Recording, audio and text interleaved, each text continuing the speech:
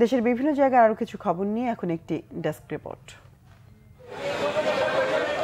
জলবদ্ধতা নিরসন ও ঐতিহ্যবাহী জেলখাল পুনরুদ্ধারে বিশেষ পরিচ্ছন্নতা অভিযান শুরু করেছে বরিশাল জেলা প্রশাসন। মরকখোলার পুল এলাকায় অভিযানে উপস্থিত ছিলেন জেলা প্রশাসক মোহাম্মদ দেলোয়ার হোসেন। নোয়াখালীতে বন্যায় ক্ষতিগ্রস্ত কৃষকদের মাঝে ধানের চারা বিতরণ করেছে বিএনপি। সদর উপজেলা পশ্চিম চর উরিয়া সরকারি প্রাথমিক বিদ্যালয় মাঠে এতে উপস্থিত ছিলেন জেলা বিএনপির সাধারণ সম্পাদক আব্দুর রহমান। ঝিনাইদহে প্রাথমিক বিদ্যালয়ের সহকারী শিক্ষকরা মানববন্ধন করেছেন। গ্রেড বৈষম্য দূর করার দাবিতে সকালে জেলা প্রাথমিক শিক্ষা অফিসের সামনে মানববন্ধন করেন তারা। একই দাবিতে শিক্ষকদের মানববন্ধন হয়েছে লালমনিরহাটেও।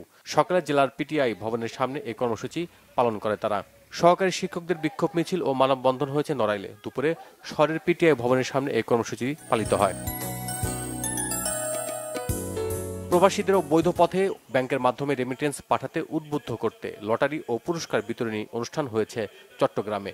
প্রবাসী ক্লাবের উদ্যোগে এতে উপস্থিত ছিলেন ক্লাবের প্রতিষ্ঠাতা চেয়ারম্যান খন্দকার এম.এ. হেলাল। যুক্তরাজ্য জাতীয়তাবাদী কৃষক দলের সদস্য সচিব শাহ মোহাম্মদ ইব্রাহিম মিয়া ১৬ বছর পর দেশে ফেরায় তাকে সংবর্ধনা দেওয়া হয়েছে ব্রাহ্মণবাড়িয়ায়। এই উপলক্ষে দুপুরে সদর উপজেলা ঘাটুরায় একটি শোভাযাত্রা বের হয়ে শহরের কাজীপাড়ায় গিয়ে শেষ হয়। টেকনাফে আলম হত্যার আসামি রবিউলকে মামলার চার্জশিট থেকে বাদ দেওয়ার চেষ্টার প্রতিবাদে সংবাদ সম্মেলন হয়েছে কক্সবাজারে। দুপুরে স্থানীয় প্রেস ক্লাবে এতে উপস্থিত ছিলেন নিহতের ভাই শফি আলম। দুর্গাপূজায় সম্প্রীতি বজায় রাখতে ধামরাই হিন্দু অধ্যুষিত এলাকায় সচেতনমূলক জনসেবা করেছে বিএনপি। দুপুরে উপজেলার আমতা খেলার মাঠ ও বালিয়া বিদ্যালয় মাঠে এতে উপস্থিত ছিলেন উপজেলা বিএনপির সভাপতি তমিস উদ্দিন।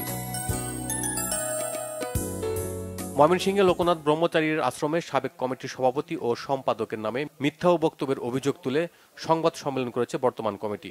দুপুরে স্থানীয় প্রেস ক্লাব মিলনায়তনে লিখিত বক্তব্য পাঠ করেন বর্তমান কমিটির সভাপতি ও সাধারণ সম্পাদক। ঝিনাইদহে বেতন ভাতার দাবিতে কর্মবিরতি ও বিক্ষোভ করেছে বিদ্যুৎ অফিসের লাইন সহকারীরা।